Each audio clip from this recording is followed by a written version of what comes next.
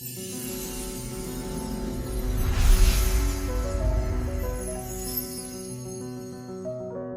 want you to just imagine a scenario for a second, one that I think terrifies almost everyone. Okay. You walk into a room, right? Maybe it's a high-stakes negotiation, maybe it's a cocktail party, where you don't know a single soul, and the pressure is just instantly on. Oh, that's the universal human experience right there, the social anxiety default setting. Exactly. Your palms are sweating, you're totally in your head, and you're thinking, what do I say? Do I look stupid? Does everyone here secretly hate me? Yeah. But now imagine you have a superpower. You walk into that same room, and within, 3 seconds, you've not only calmed your own nerves, but you've totally charmed the person at the door. Okay. You sit down with a client, and it feels like you're plucking thoughts right out of their head. You know what they're worried about before they even open their mouth. You're just completely in control. It sounds like a fantasy sequence. Or maybe a scene from a superhero movie where the protagonist suddenly, unlocks their potential. Right. But the big question we're asking today is this magic? Is it some supernatural gift you're born with? Or is it actually a set of very specific, learnable psychological tools? And that is exactly what we're unpacking today. We're doing a deep dive into the world of mentalism. But I want to be super clear right off the top. We are not teaching you card tricks. We aren't sawing anyone in half today. No rabbits, no top hats. This is about mastering the art of mentalism and influence. So, We're looking at the work of Oz Pearlman. you might know him as a finalist on America's Got Talent. Or the guy who baffles celebrities like Jeff Bezos and Howard Stern. We've combed through his book, Read Your Mind, and his really insightful appearance on The Jordan Harbinger Show to figure out exactly how he does what he does. And the mission today is pretty cool. We want to decode his cheat codes. We want to see if we can take the skills of a world-class mentalist, things like, active listening, pattern recognition, and extreme observation, and apply them to our normal, everyday lives. To get that raise, nail that date. Or just feel more confident walking into a room. And the best place to start is with the biggest misconception about what Pearlman actually does. When people hear mentalist, they think psychic. They think talking to the dead. But Pearlman has this golden rule that just sets the stage for everything. I don't read minds, I read people. Right. He's so clear about this. He's not claiming to have any supernatural powers. He calls himself a student of human behavior. Yeah, he says he spent 30 years reverse engineering the human mind. Which is a much more fascinating way to look at it, I think. It is. It's built on psychology, observation, and math, specifically probability. And Pearlman argues something that I found really empowering. He says we are actually all born as mentalists. Born as mentalists? How so? Well, think about a baby. Before a child can speak a single word, they are reading their parents' faces. They know exactly what a furrowed brow means. They know what a smile means. They can sense tension in the room instantly. Instantly. They have to, for survival. That makes sense. Exactly. But then we learn to talk. And Pearlman argues that language actually makes us lazy. We stop looking at the face and we start just listening to the words. And words are easy to manipulate. You can say, I'm fine, when you're devastated. But your face usually tells the truth. So we basically unlearn this superpower as we grow up. We just let it atrophy. Precisely. And to get that skill back, we have to understand a concept called theory of mind. Theory of mind. It sounds a little academic. It does, but it's actually really practical. It's the ability to understand that other people have different information and different mental states than you do. There's that great analogy he uses involving hide and seek to explain it. Yes. So imagine a 4-year-old playing hide and seek. They run into a bedroom and hide in the closet. To them, it's the perfect hiding spot. Why? Because they are in the dark, they can't see the seeker. So they assume the seeker can't see them. The logic, it checks out if you're a toddler. Yeah. But the older sibling, the seeker, walks into the room. They see the closet door is slightly ajar. They know the closet is a common hiding spot because the kid hid there last week. So the 4-year-old is operating on their own limited perspective. But the older sibling is using theory of mind. They are anticipating what the hider is thinking before they even find them. In this metaphor, the mentalist is always the older sibling. Always. You're always one step ahead. So let's look at a real-world example of this because it blew my mind. In the source material, Pearlman guesses the name of a podcast host's first crush. The name was Renee. This is a classic demonstration. To the audience, it looks like pure voodoo. He just stares at him and says, Renee. But when you slow it down, look at the mechanics, it's all just observation and well, statistics. Exactly. First, he uses probability. He asks the host to count the letters in the name silently in his head. While the host does that, Pearlman is watching him like a hawk. He's watching the timing, right? Exactly. Short names are counted faster. So if the host nods almost immediately, Pearlman knows it's likely, 3, 4, or 5 letters? So he's just ruled out Alexandra or Elizabeth instantly. He's cut the pool of possible names in half. But, like you said, there's still a lot of short names. A ton. So then he looks at phonetics. He asks the host to say the letters in their head, and he watches the lips. He mentions that when people think of letters like M, B, or P, their lips tend to press together. A subvocalization, even if they don't say it out loud. Even if they don't say it, your muscles prime themselves to make the sound. So Pearlman saw the host's lips pressed together. He knew there was likely an M or an N sound in there. And then there's the body language to seal the deal. Correct. He knew the prompt was first crush. He saw tension in the shoulders. That tension confirmed the romantic, slightly embarrassing context. Dope. Short name, an M or N sound, romantic context. He throws out a high probability guess. Renee! And the host's reaction just confirms everything. It's like Sherlock Holmes stuff. Deduction, not intuition. It is, and the takeaway for us isn't to go around guessing people's crushes. That might get you sent to HR. Right. It's to realize that people are constantly broadcasting information. We just have to stop thinking about what we're going to say next and actually watch them. That is the key. Stop broadcasting. Start receiving. Which brings us to the next big pillar of this deep dive. Charm. Everyone wants to be charming. But Pearlman has a definition of charm that I absolutely love because it feels so counterintuitive. He says charm isn't about you being liked. No, it's about making the other person feel likable. That is such a flip. It's the ultimate ego flip. Most people think being charming means telling the best stories, being the funniest person. Being the star of the show. Yeah, being the star. Pearlman says no. The goal is to make the other person feel like the star of the movie, and you are just the supporting cast who is fascinated by their plotline. There is a killer story about this involving Steven Spielberg. So Oz is hired to perform at Spielberg's father's 99th birthday party. I mean, talk about pressure. You are in a room with Hollywood royalty. Huge pressure. And Oz is a movie buff. He wants to ask Spielberg a million questions about Jaws, about Jurassic Park. The temptation to geek out would be massive. But he doesn't. He realizes that if he does that, he's just another fan. He becomes noise. Spielberg has answered those questions 10,000 times. So he flips the script. Totally.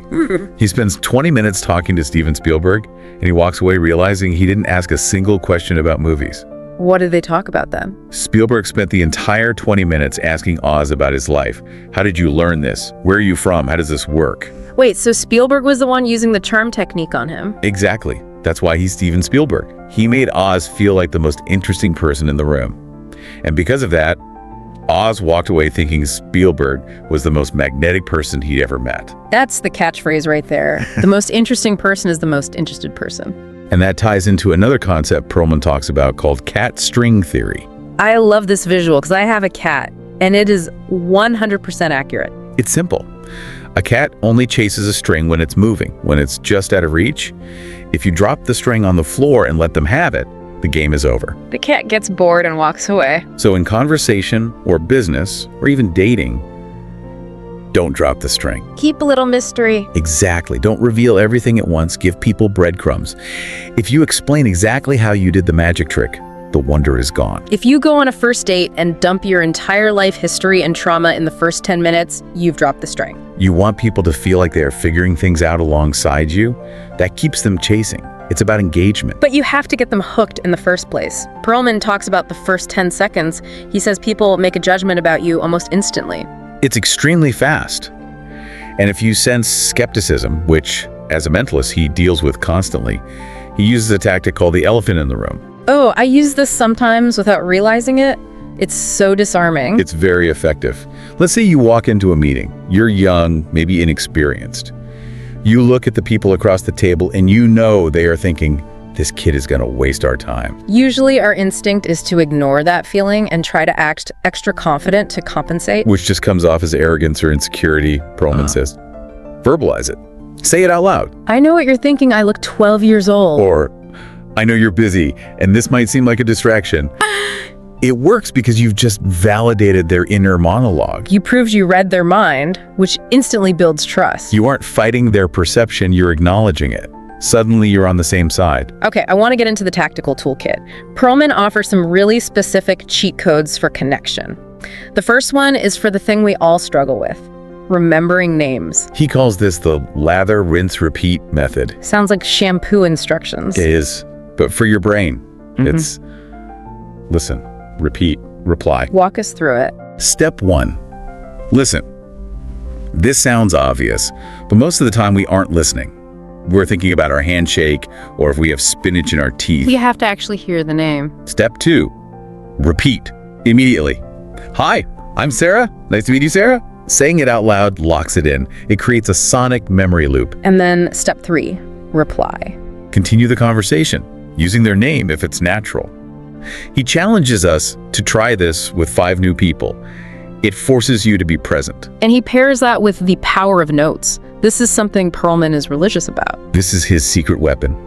After a show or after meeting someone interesting, he writes down specific details immediately, not just met John, that's useless. Right. He writes, met John, his kid just won the basketball championship, he's worried about his kitchen renovation. And then 6 months later, he sends an email asking, how did the kitchen turn out? And to John, that feels like magic. He thinks, wow, Oz is psychic, or Oz really cares about me. It's just a note, but it builds immense rapport because almost no one does it. Let's talk body language. We touched on the lips earlier, but what about eyes and hands? The eyes are fascinating. Generally speaking, and there are exceptions, if you ask someone a question and they look up and to the left, they are accessing memory. Up and left usually means truth. Usually. They're searching their brain for something that actually happened. But if they look up and to the right, they're visually constructing, they're imagining how something could be. Which means they might be making it up. Or just piecing together a story. It's a good cue. Yeah. And with hands, this is simple. Keep them visible. No hands in pockets. Yes, it's evolutionary biology, right? Exactly. Visible hands mean, I have no weapon. It signals trust on a subconscious level. If you hide your hands, people trust you less, even if they don't know why. Now, this next tactic is my absolute favorite because it's so useful, the restaurant strategy. This comes from his days performing tableside magic, which is a brutal gig. You are interrupting people who are eating. They instantly hate you. So how do you approach someone who has the power to reject you? First, body positioning. Never approach head on. That's confrontational. You approach from a 45-degree angle. He says to keep one eye visible. It looks like you're just passing by. And then you hit them with the false time constraint. This is genius. You start with, I can only stay for a minute, or I have to run to the bar, but I love that. It tells them, don't worry, the pain will be over soon. it lowers their defenses because they know there is an end point. They aren't trapped. And then the hook. The lucky hook. You don't ask a yes-no question like, can I show you a trick? The answer is always no. Of course. You ask a rhetorical question with positive framing. Did you hear what's going on tonight? Or my favorite, you guys are lucky. You guys are lucky. Who's going to say no? I don't want to be lucky. Nobody. They ask why. And now you're in. You've bypassed the rejection reflex. Speaking of rejection, Pearlman got rejected a lot. But he developed this mental hack to deal with it called the agent mindset. This is so critical for resilience. We take rejection so personally. They didn't like me. Right. Pearlman visualized an alter ego. There was Oz the person and Oz the entertainer. So when someone said, get lost, kid, who were they talking to? They were talking to his agent. They were rejecting the representative, the act, the suit, not the human being inside. It sounds like a small distinction, but it allowed him to persist when most people would have quit. He separated his ego from the result. He also has a hack for procrastination that I've actually started using. He calls it time travel. Yes.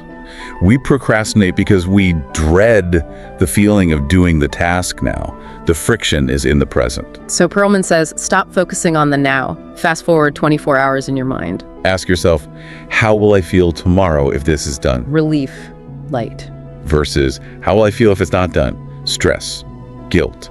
The trick is to vividly imagine that future relief and bring that feeling into the present. You trick your brain into chasing the dopamine hit of having it done. Yeah. Before you even start. I want to close the loop on something we teased in the intro, the Jeff Bezos story, because this illustrates his final major point, flattening the hierarchy. This is all about power dynamics. When you are in a room with a billionaire or a CEO, there's a massive power gap. They are up here, you are down there. So Pearlman is performing for Bezos, and he decides to guess the name of a kid Bezos fought in the 3rd grade. Which is such a specific, obscure thing to guess. And he gets it. The name was Jerome. But look at why he chose that. He didn't ask for a stock price or a business strategy. He asked for a childhood memory. A fight in the 3rd grade. That is a universal human experience. It humanizes him. Completely. It turned a billionaire tech mogul into a regular kid who got into a scrap on the playground. And suddenly the whole room has an inside joke. Watch out, or Jeff will go Jerome on you. Yeah. It brings Bezos down to earth and lifts the audience up. That's the lesson. Use observation and shared human experiences to close that gap. Everyone, no matter how powerful, was a 3rd grader once. Acknowledging that levels the playing field. So when you boil it all down, the Rene deduction, the Spielberg interest factor, the body language cues, the agent mindset. It really comes down to one core idea. Radical attention. Radical attention. Most of us walk through life on autopilot. We are thinking about our emails, our dinner, our anxieties. Pearlman's magic is simply that he turns that internal noise off and focuses 100% on the person in front of him. He notices the lip movement, he notices the tension, he remembers the kid's basketball game. It's not a supernatural power, it's just caring enough to look. That's the ultimate cheat code. Understanding human nature not to manipulate people, but to connect with them. When you make someone feel seen, really seen, that is more powerful than any card trick. So here is our challenge to you. We are constantly judging and reading people subconsciously every day. But today, for just one interaction, maybe it's the barista, maybe it's your spouse, try to turn off your internal monologue. Stop thinking about what you're going to say next. And actually read the person in front of you. Look at their eyes. Listen to their tone. Ask yourself, what are they feeling right now? You might just be surprised to find out that you can read minds too. Thanks for diving in with us. See you next time.